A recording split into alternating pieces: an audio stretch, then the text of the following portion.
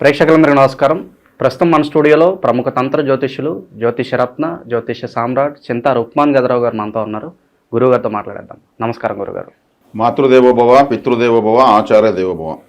గురుగారు, జూన్ మాసంలో మకర రాశి వారి పరిస్థితి ఏ విధంగా ఉండబోతుంది? ప్రజెంట్ ఉన్న గ్రహస్థితి బట్టి ఎలాంటి జాగ్రత్తలు, రెమెడీస్ వీళ్ళు తీసుకుంటే కనుక మంచి ఫలితాలు ఉంటాయి అంటారు గురుగారు? ముందుగా మకర రాశి వాళ్ళ గురించి మనము జూన్ మాసంతో సంబంధం లేకుండా కొంత వాళ్ళ గురించి మాట్లాడుకోవాలి. ఎందుకంటే మకర రాశి వాళ్ళు లేకపోతే ప్రపంచం లేదు. ఎందుకంటే కష్టపడే లక్షణం ప్రతి ఒక్కరు కూడా మకర రాశి ప్రభావంలో ఉంటారు. నిజంగా మకర రాశిలో పుట్టిన వాళ్ళు అయితే మాత్రం వాళ్ళకి ఓ 10 రూపాయలు వేస్తే 100 రూపాయలు పనిచేస్తారు. మనం ఎందుకు చేయాలి 90 రూపాయలు పని నెక్స్ట్ అని ఆలోచించరు. 10 కూడా సమంగా తీసుకోలేరు మళ్ళీ. అంటే కష్టం ఎక్కువ, ఫలితం తక్కువ. కష్టం ఎక్కువ, గుర్తింపు తక్కువ. వీళ్ళ సహకారం తీసుకుని ఎవరైనా ముందుకు పోతే మాత్రం వీళ్ళకన్నా దాటేలోకి వెళ్ళిపోతారు. వాళ్ళు వెళ్ళిపోయినా కానీ వీళ్ళ దురదృష్టం వాళ్ళు మళ్ళీ వీళ్ళకి హెల్ప్ చేయరు. అడిగితే నటించేస్తారు.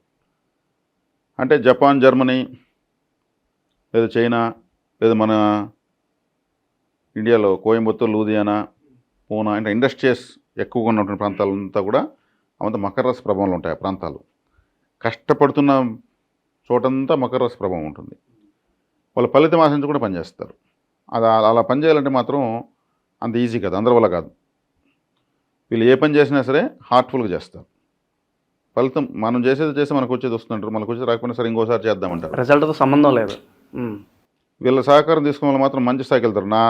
నా సపోర్ట్ తీసుకున్న వాళ్ళు, నా శిష్యులు అమెరికాలో ఒకరున్నారు, అక్కడ అంతా గొప్పగా ఉంటారు. వాళ్ళు మళ్ళీ వీళ్ళకేం చేయరు. నిజంగా ఎప్పుడు ఎదురుపడిపోతే నటిస్తారు. వీళ్ళ వల్ల నలుగురు ఉపయోగం అంటారు. నలుగురికి కాదు, ప్రపంచంలో కష్టపడుతున్నటువంటి వాళ్ళంతా మకర రాశి ప్రభావంలో ఉంటున్నాను. ఇండస్ట్రీస్ అంతా కూడా ఉత్పత్తి, ఈ ఉత్పత్తి మొత్తం మకర రాశిలో అవుతుంటాయి. మేషరాశికి 10వ ఇల్లు కర్మస్థానం. కర్మ అంటే పని. కాబట్టి మనం బతకాలంటే పని చేయాలి. ఆ పని చేసేటువంటి శక్తి మకర రాశి యొక్క ప్రభావం ఏ ప్రాంతాల పైన అక్కడంతా ఇండస్ట్రీస్ వస్తాయి. ఆడ వర్షాలతో సంబంధం లేదు. వందల వేల ఫ్యాక్టరీలు ఉంటాయి. జమ్మని పని బతుకుంటూ ఉంటారు.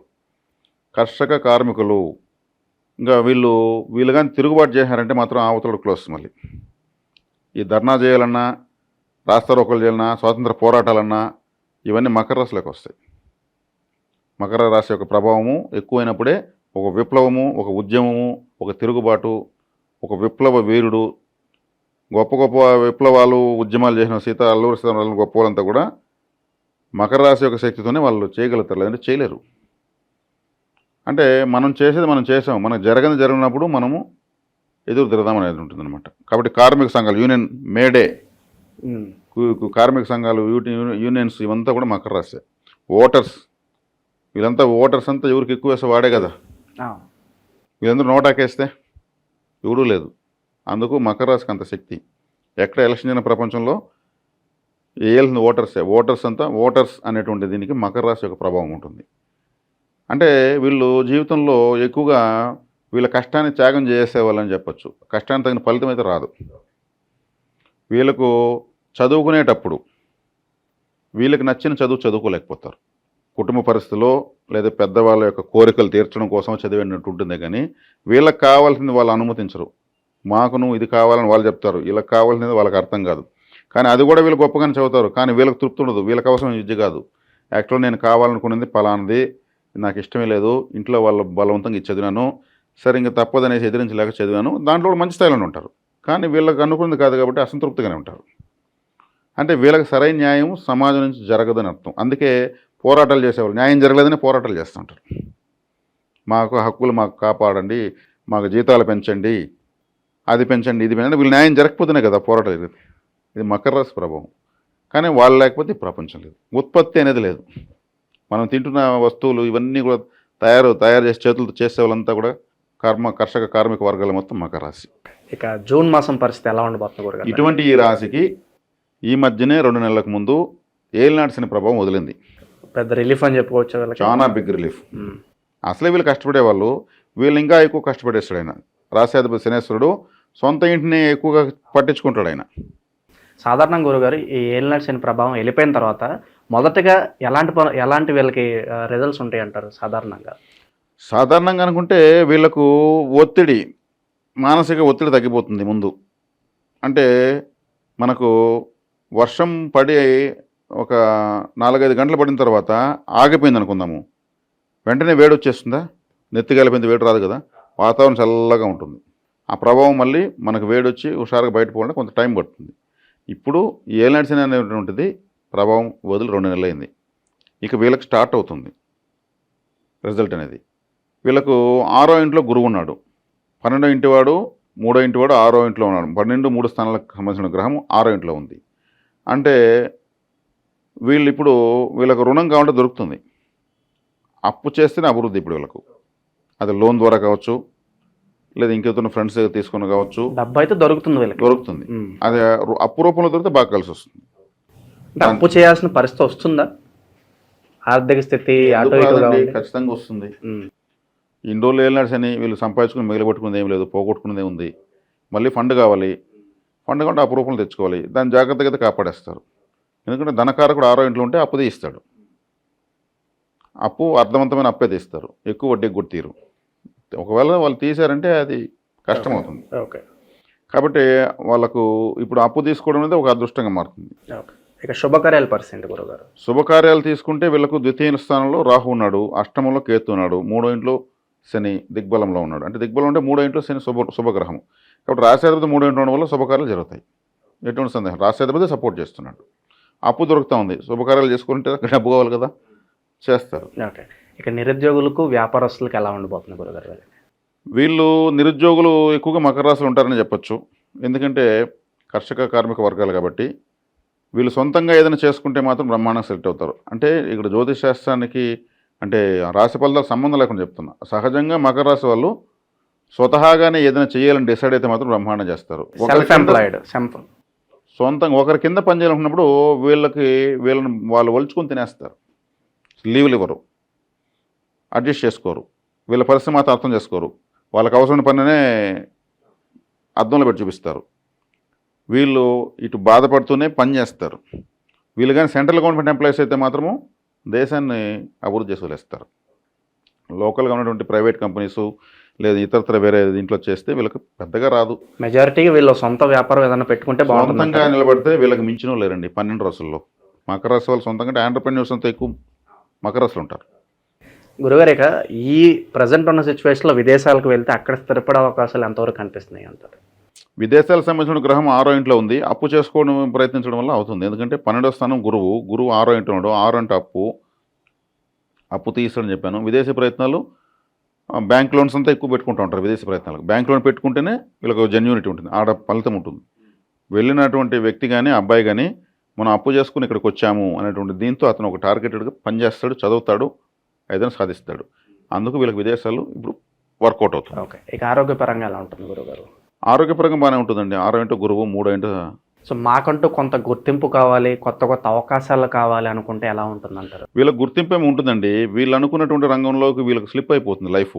అందువల్ల వీళ్ళకి గుర్తింపు లేదు, వీళ్ళు ఫీల్ అవుతూ ఉంటారు. కానీ వీళ్ళకైతే ప్రపంచంలో గుర్తింపు ఉంటుంది. వాళ్ళు అనుకున్నది వాళ్ళు చేసుకోలేకపోతున్నామనే నిరాశ వీళ్ళకు ఉంటుంది. దానివల్ల వాళ్ళు గుర్తింపు లేదనుకుంటారు.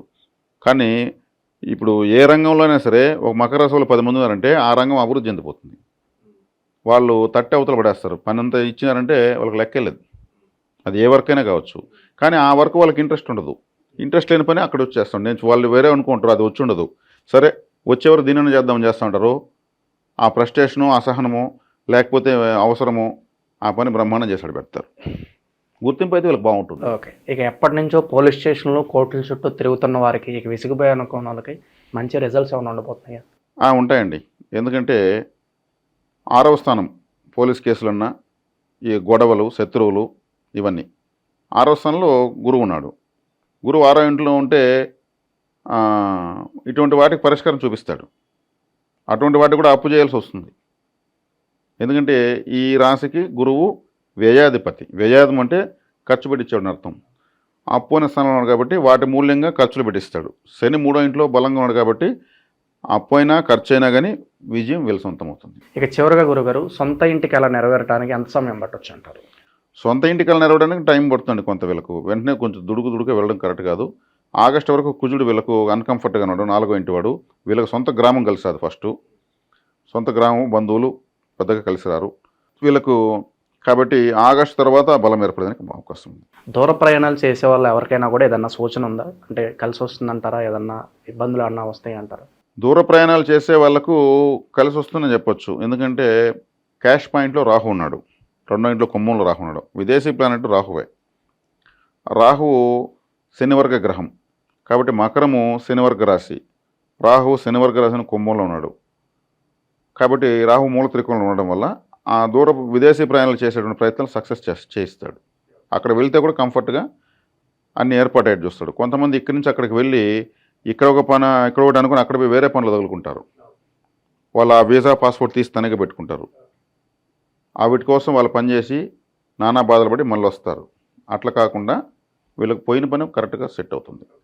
జీవితంలో అకస్మాత్తుగా మన జీవితంలో కొంతమంది వస్తారు, వాళ్ళ వల్ల విపరీతంగా మనం పైకి వెళ్తాం, లేదంటే విపరీతంగా కింద పడిపోతాం. ఇలాంటి పరిస్థితులు మనకు కనిపిస్తున్నాయి ఈ రాశి వాళ్ళకి. అష్టమ స్థానంలో కేతు ఉన్నాడండి. అష్టమ స్థానంలో దురదృష్ట స్థానము, ఆకస్మిక స్థానం. కేతువు తలలేని గ్రహం అష్టమ స్థానంలో ఉంది కాబట్టి అక్కడ దుస్సంఘటనలు జరిగేదానికి అవకాశం ఉంటుంది. ఇప్పుడు ఆయుష్ స్థానం కూడా చెప్తారు. అప్పుడు ఏమవుతుంది, బండిలో పడేదానికి అవకాశం వస్తుంది. బండిలో కానీ వాహనంలో కానీ, లేదు వీళ్ళు బండే తొలకపోయినా కానీ ఎవడో కంట్రోల్ తప్పు వచ్చి కొట్టేదానికి అవకాశం ఉంటుంది. కాబట్టి కేతువు అంటే సన్యాసులు, ఏది నాకు వద్దనే వాళ్ళు. కాబట్టి ఎవరికన్నా సన్యాసులకు వీళ్ళు ఏదైనా సేవ చేస్తే, అంటే సాయిబాబా మందిరాలకు వెళ్ళి చక్కగా వీళ్ళు ఏదన్నా అక్కడ వచ్చిన భక్తులకు ఏదన్నా సేవ చేసి ఏదైనా ప్రసాదం చేసి నైవేద్యం పెట్టి పంచవచ్చు. లేదంటే సన్యాసులు ఎవరైనా ఉంటే వాళ్ళకి ఏదైనా సేవ చేయొచ్చు. దానివల్ల ఈ ఒక్కటి మాత్రం పరిహారం వీళ్ళు ఖచ్చితంగా చేసుకోవాలి. అయిన వాళ్ళే నమ్మక ద్రోహం చేయడం కానీ, లేదంటే ఏదో ఆశ చూపించి మభ్య పెట్టడం కానీ, ఇలాంటి పరిస్థితుల్లో కనిపిస్తున్నాయి. వీళ్ళు సహజంగా జీవితంలో అవి జరుగుతూనే ఉంటాయి. 4 వీళ్ళు ఉంటే బంధువులు అని చెప్పాను మీకు ఇంతకుముందే. బంధువులు వీళ్ళకి కలిసి రారు. వీళ్ళు బంధువులకు పనికిరారు, బంధువులు వీళ్ళకి పనికిరారు. అట్లా వాళ్ళు చెడ్డోళ్ళు కాదు, ఇతను చెడ్డోడు కాదు. వీళ్ళ పరిస్థితుల మధ్యలో సమన్వయం కుదరదు. కాబట్టి బంధువులను వీళ్ళు గట్టిగా నమ్ముకుంటే మాత్రం మోసపోతారు. వీళ్ళని అడిగితే మకర రాశిలో అడిగితే చెప్తారు వీళ్ళ బంధువులలో వీళ్ళు ఎంత మోసపోయారో, టన్నులుగా ఆ బాధ వెళ్ళగక్కుతారు.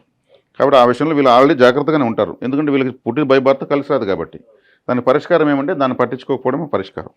కొత్తగా మనం రెమెడీ చెప్పాల్సిన అవసరం లేదు. ఇక ప్రజెంట్ ఉన్న గ్రహస్థితి బట్టి గురుగారు వీళ్ళు ఎలాంటి రెమెడీస్ చేసుకుంటే బాగుంటుంది అంటారు?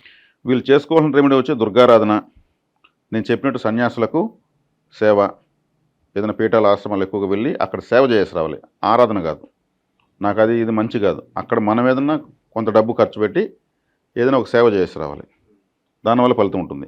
అక్కడ పోయి ఆ స్వామి నాకు అది తీర్చంటే వర్కౌట్ అవ్వదు. మనమే మన శక్తి మేర అక్కడ ఖర్చు పెట్టి ఏదో ఒక సేవా కార్యక్రమం, ఒక 4 చెట్లు కూడా నాటేసి రావచ్చు.